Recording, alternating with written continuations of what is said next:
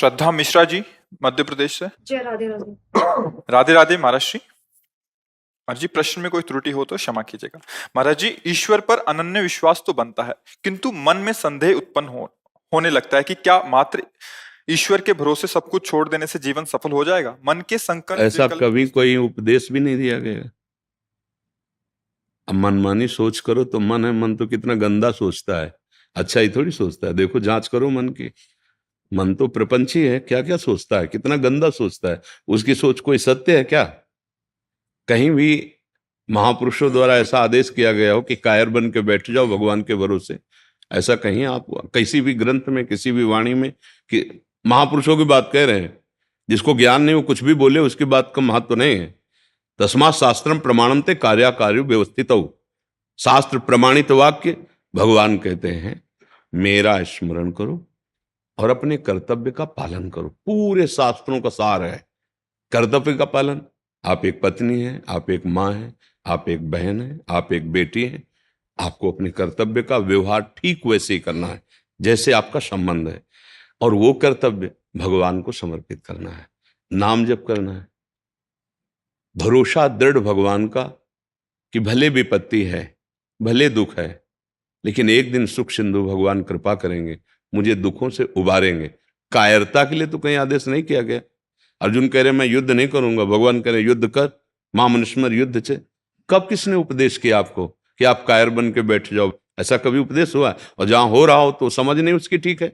कभी ऐसा उपदेश, एक भी प्रसंग, एक भी सत्संग, इतनी सामर्थ्य नहीं आप में कि आप ऐसे बैठ जाओ। अगर बैठ जाओ तो लिख लो, जो तुम नहीं कर सकते वो हो जाएगा। कर तुम अकर तुम अन्यथा कर तुम सर्व समर्था ईश्वरा। पर ऐसा कभी आदेश नहीं हुआ है, ऐसा किसी को नहीं कहा जा सकता, ऐसा कोई नहीं कर सकता। तुम ऐसे बैठ जाओ तो अंदर बंद हो जाएगा क्या सिस्टम? वो कार्य करता रहेगा। तो शरीर से भले ऐसे बैठे हो, पर कार्य तो मन कर रहा है ना। क्रिया रहित हुए कहां?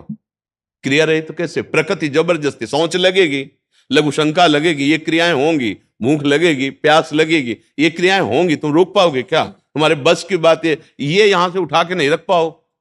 अगर हरि का बल ना हो तो इतनी सामर्थ्य नहीं तुम्हारी। तो बस इसीलिए भरोसा उसकी सामर्थ्य का रखो। जो तुम्हें सामर्थ्य मिली, कर्तव्य मिला है, उसको करो और नाम जप करो।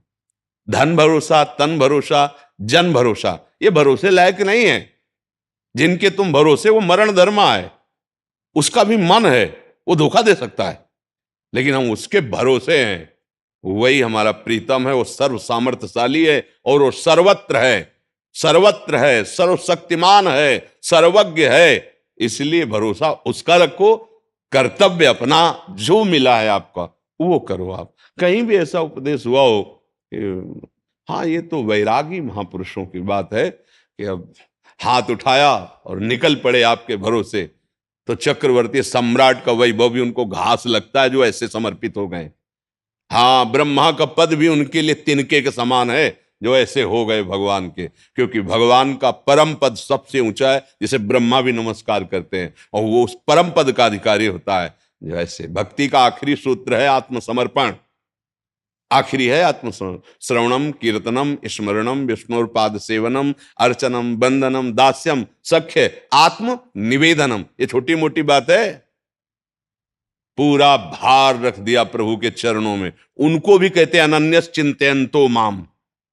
उनको भी कह रहे कि चिंतन मेरा अनन्य होना चाहिए, आपका भरोसा मेरा रखो। योगक्षेमम वहाम्यहम्, बस कर्मण्येवाधिकारस्ते मा फलेषु कदाचन। केवल कर्म पर अधिकार लग, अपने कर्तव्य को कर, फल की चिंता मत कर। मैं हूं योगक्षेमम वहाम्यहम्। यह है भरोसा, यह है भरोसा। कायरता भरोसा नहीं है। और अगर आप प्रवृत्ति मार्ग के नहीं, निवृत्ति मार्ग के हैं। एक संत भगवान एक जगह उपदेश कर रहे थे कि यदि भगवान का दृढ़ भरोसा है तो तुम भूखे नहीं रह सकते, तुम दुख में नहीं रह सकते, तुम्हें परमानंद की अनुभूति होगी। तो मलूक दास जी बहुत बड़े सिद्ध संत हुए हैं। वो भी नई अवस्था के, तो बैठे थे, तो उन्होंने कहा बिना किए भगवान दे देगा। जैसे प्रश्न बिना किए दे देगा, तो उन्होंने देखा आरत अधिकारी जब पावें गूढ़ तत्व न साधु। अलग अलग एक ही प्रश्न के 100 उपदेश हो सकते हैं अधिकारानुसार। वही प्रश्न है। जैसे एक ही बुखार है पर अलग अलग उसकी दवा, बुखार शब्द में कितने बुखार हैं, ऐसे ही इस प्रश्न में कितनी स्थिति आपकी, कौन से भाव के आप हो।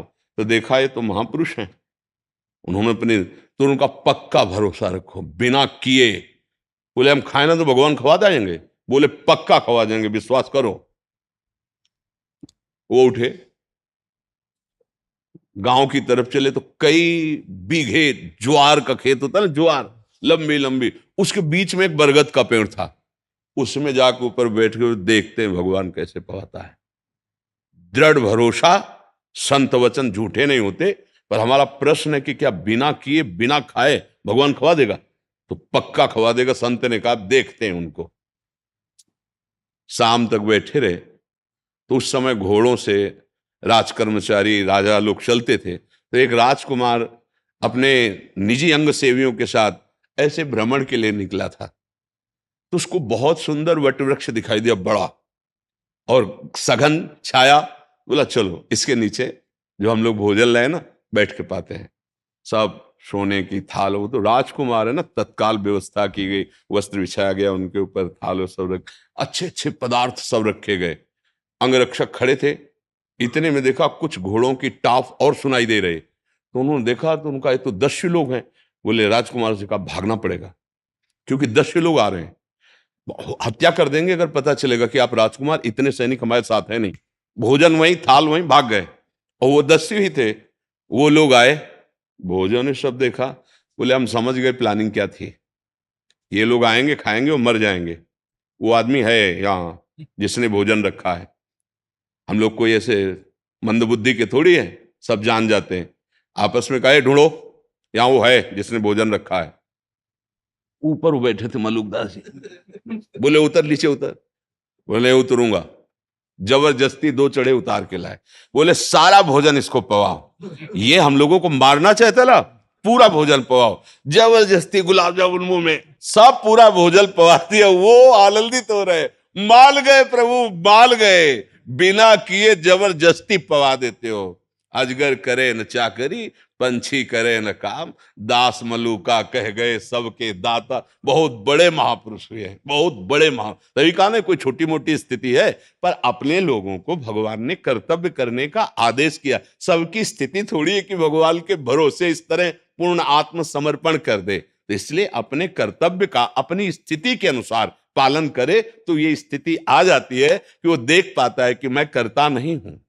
वो अंदर से देख पाता है। जब अहम समर्पित हो जाता है तो जैसे कठपुतली है ना, वो नाचती है नचाने वाले के अनुसार, ऐसे भगवान शिव कह रहे हैं उमा दारू जो सित की नाई, सब ही नचावत राम गोसाई। भगवान कठपुतली की तरह अपनी माया से सारे विश्व को नचा रहे हैं।